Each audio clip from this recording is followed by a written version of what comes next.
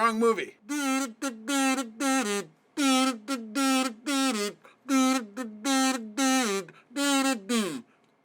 Alright, now that we got the right movie, let's begin. Madagascar is a great movie. Controversial opinions only on the Jawunleashed channel. I remember being so enthralled by the world, loving the characters, being so interested in what this movie had to tell me about stuff. But you know what even made me more interested in this? Wanting to go to Madagascar itself. I just wanted to be a part of the land, live on it, go hunt for fruit, hunt for animals, and just, be a wilderness man. I will be Bear Grylls. And when that movie came out in 2005, it was a hit. People loved it. People thought to themselves that this is a good movie. And you know what? I gotta give Dreamworks a good old round of applause because they deserve to be praised for this accomplishment because, like I said, it was good. Good film, Madagascar, 9 out of 10, not 10 out of 10. It could be improved, but it is a 9 out of 10. But, with every great success, we have a not so great success.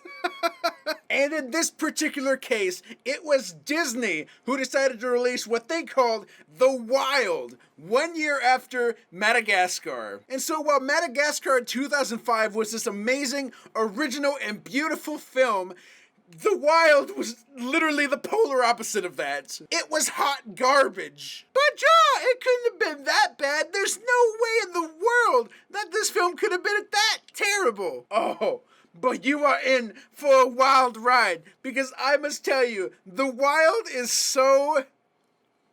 it's so bad. So you're probably wondering what we're going to be doing in this video today. Well, I wanted to go with you all on a journey through The Wild. We're going to be checking out Disney's Madagascar, basically a ripoff of Madagascar in this video today. But before we do that, we're not going to go through every little beat in this movie because I just do not want to watch this movie more than I already have to prepare for this video. But I think it's important that you know the basic gist of the plot. So the movie follows a whole slew of characters, and they go on an adventure because the son of a lion, Ryan, ended up getting on a crate and getting shipped to Africa. Joe, that's really sad. That must have been really tragic. Well, don't you worry. We'll get into that. Trust me, it's a lot more stupid than it sounds.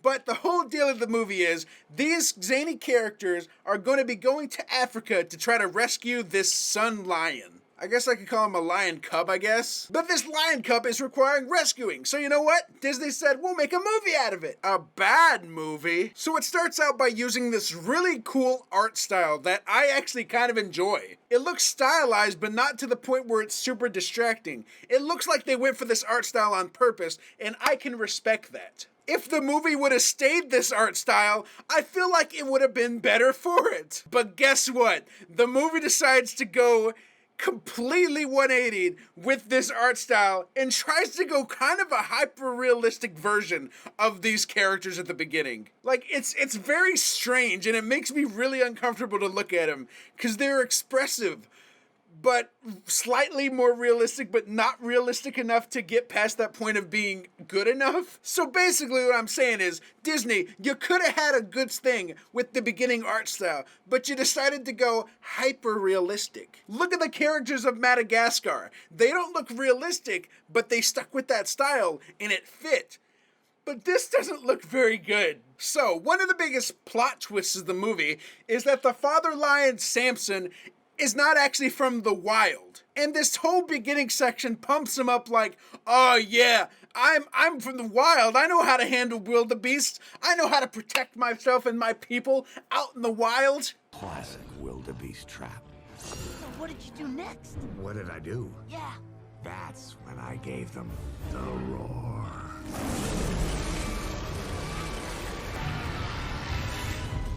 But alas, he is a fake. So that's an important part to know about the movie. Keep that in mind as we move forward. So one part of the plot that the father is trying to do is trying to teach the son how to roar properly and entertain the people of this city. But guess what? The son fails at learning to roar. He doesn't know how to. He sounds like a little house cat. I got it! Well, let him have it. Roar, son!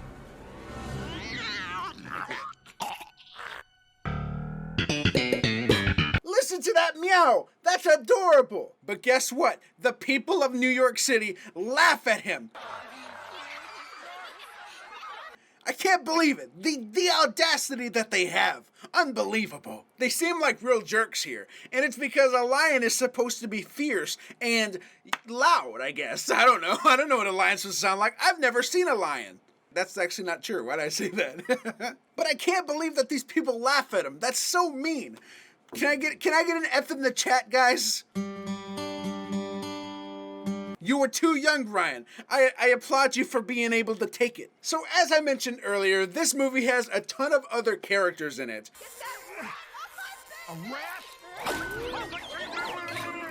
His name is Benny, and he's a squirrel. Here I come. The koala named Nigel. You have Larry the snake. Don't stare at my spots, Benny. My eyes are up here. And then Bridget the giraffe. So, there's actually a subplot of this movie where the zoo has an annual turtle ice skate tournament with all of the animals. So basically they come in and they play ice skating turtle, whatever freaking garbage name, and they play, and whoever wins is the champion for that year. I genuinely do not care about this subplot at all. It's just sort of there to fill time, and that's saying something because this movie is only like an hour and 24 minutes. It feels like 4 hours, but it's only an hour and 24 minutes, so they had to fill it with something, so they had this whole subplot of this tournament, which is so weird to me. Here it is. Look at it. They're skating turtles. The turtle just farted to get itself into the center. Good movie.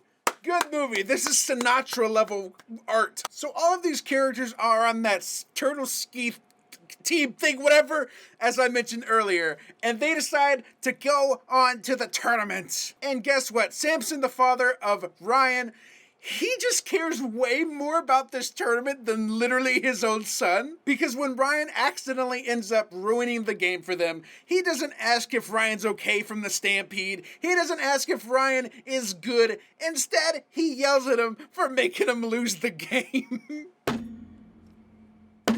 Totally justified for yelling at your son for that. This really does wreck his son a lot, and this movie's plot would not happen without this moment.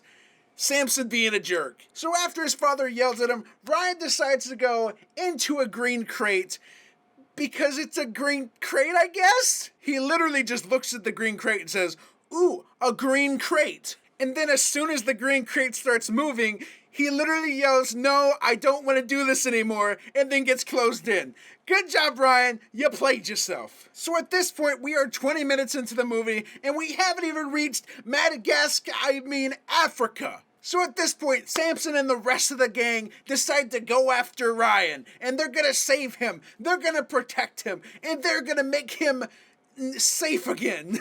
But while they're traveling there, Benny freaking dies!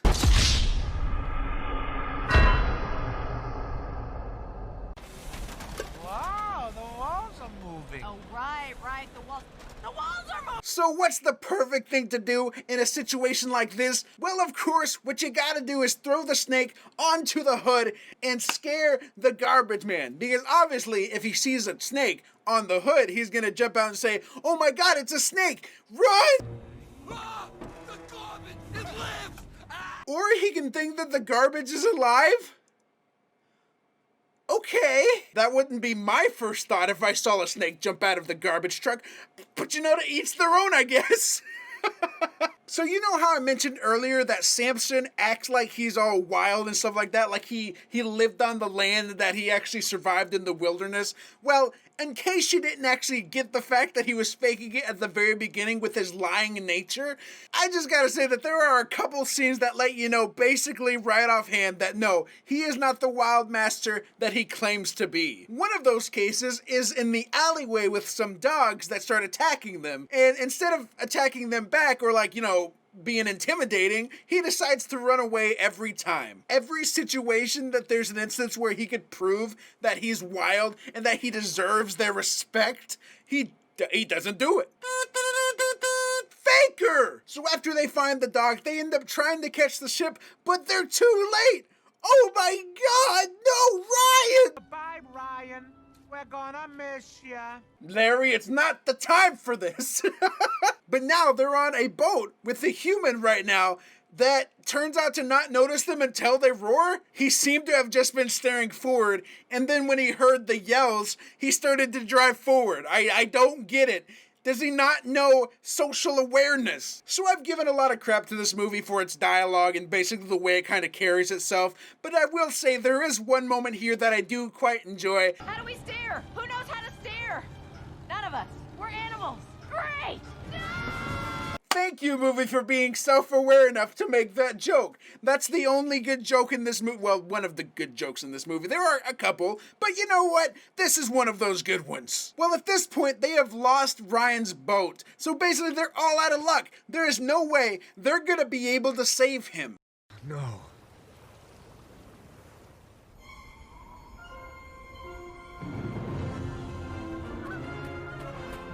Benny? I thought you freaking died. Benny is officially a cat. He has 9 lives. This man is a legend. My love. Let's go in. Well, actually, Benny, it was your love that decided to hit you off the boat. I'm just saying. I'm not being a snitch. You know, snitches get stitches. But you know, I'm just saying. I'm all about fairness, and I gotta say, Bridget did you dirty. How's it going, eh? Canadian geese, expert at intercontinental travel. Why are the geese Canadian? What? Also, why does my hair look like this? I hate it. Bet you didn't know I could ride geese, did you? Bareback. Alright, what the forward we go in the plot at this point, because now they have track of the boat. So as they're on their way to the island, there comes a moment where there's a big storm that goes over, and it seems like it's gonna be a big plot moment. But it's not. Like, it's like a 10-second long moment that doesn't do anything for the plot. So we just got jebaited. I would have liked to seen like a 3-minute scene or 4-minute scene like, oh my god, we're struggling and we're having to fight for survival here in this world. But no, it's like a 10-second moment that just passes by. All right, thanks, movie. So after 40 minutes of trying to get to the island, we are now officially there. Welcome to Africa.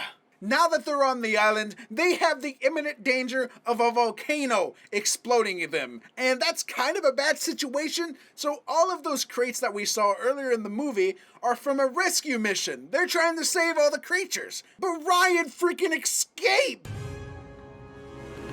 He's like Metal Gear Solid all sneaky up in here. Is this Shadow Moses? So after this creature makes fun of Ryan and Samson, they end up having to prove that he is in fact a predator. But at this point, Samson makes a very big choice. He decides to not eat him, which is like, holy crap! Oh boy.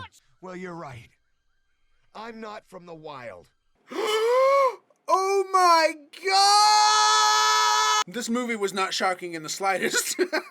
So after this moment, all of the gang ends up splitting up because they're stupid. And this sets up the rest of the film perfectly. So I gotta admit, there's a scene right here that I just absolutely love. It's a moment with the hippopotamus where Ryan runs into it, and the mama just freaking flips out. It's so funny to me. And she uses her butt as like a mallet to try to destroy Ryan. It's so ridiculous, but I just love the reactions of both of these characters here. Like I said, I gotta give credit where credit is due, and there are a couple scenes, like seconds of this movie, that are okay. The animation is still really, really bad, but you know what? I can give it a pass for the scenes. So after a while of getting split up from the group, Nigel happens upon some wildebeests. And then a whole nother subplot opens up. There's these group of wild wildebeests that end up trying to kill all the lions on the island because they're sick and tired of being at the bottom of the food chain. And they actually revere Nigel as like a god. So that's a thing. And like I said, there's some good ideas in this movie. The follow-through is a little weird, but there is one idea that I think is hilarious. So all of these wildebeests canonically are choreographing all of these dance moves while Nigel's getting carried through here. It's canon. The main wildebeest is the choreographer. And I just really like that a lot. I'm so cuddly. I like you. There's just something about the idea of the evil villains being master choreographers and actually knowing how to dance. That's good right there. That's good. That's some good tea. So after Ryan and Samson finally meet back up, it's time for Samson to reveal the truth. Ladies and gentlemen, children of all ages. Samson, swallow that fear and stand tall. So it turns out he was actually born and raised in a circus, and they were displaying him off as the lion with the biggest roar. He discovers his roar. Dad, I can't do it. Now, go! But he failed, and his father shamed him, like really hard. Dad! Dad! Wait! Dad! It's actually very sad. I feel bad for him. But then the wildebeests finally attack.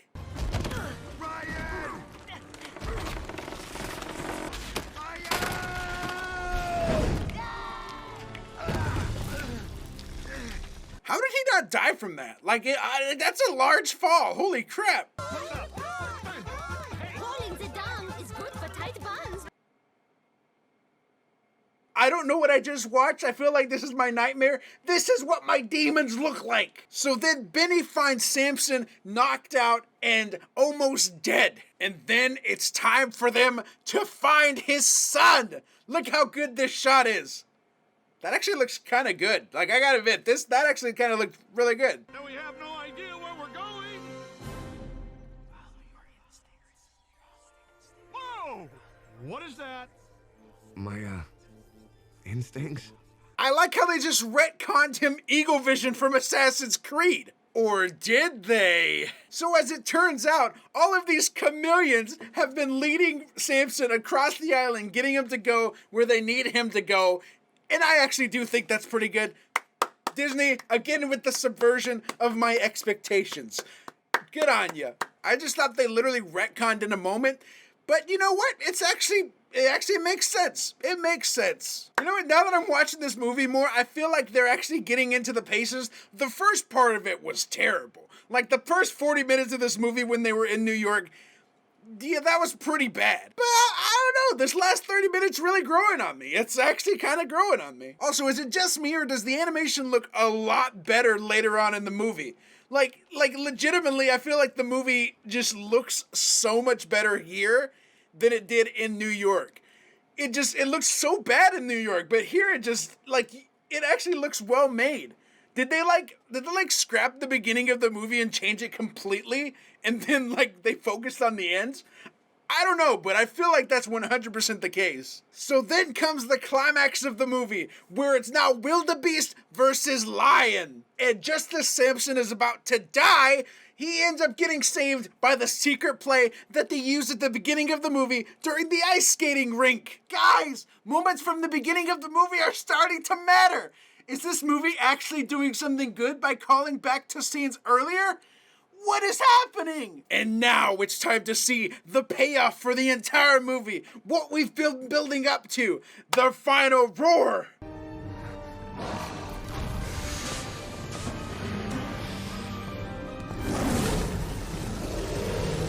That's literally the most powerful roar I've ever seen. I don't think lions can actually do that kind of a roar. I don't think so. Come on, everyone, get out of here. Oh, what is this G-rated crap? They don't actually kill him? Uh-oh. Holy crap. Huh. Well then, so if you had to ask yourself, what do you think the final scene of this movie is going to be? Can you answer me that honestly? Let me know in the comments what you think the final scene is. I'll give you 5 seconds. I'll just play my kazoo until then, alright?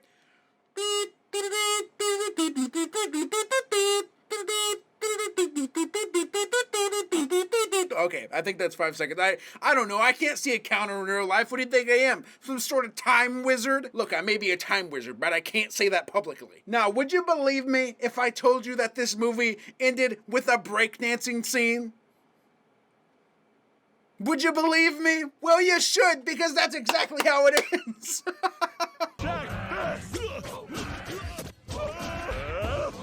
And that is The Wild. That is the best movie I've ever seen in my life.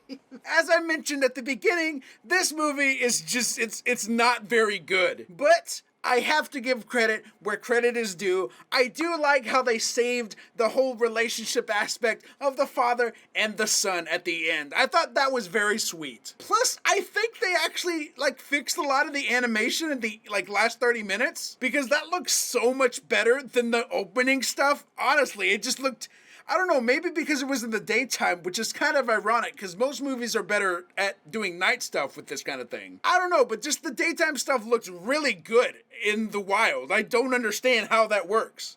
All right, y'all. Thank you so much for watching. I hope you enjoyed this little kind of go through of The Wild. I hope you enjoyed it. I really did like going through this.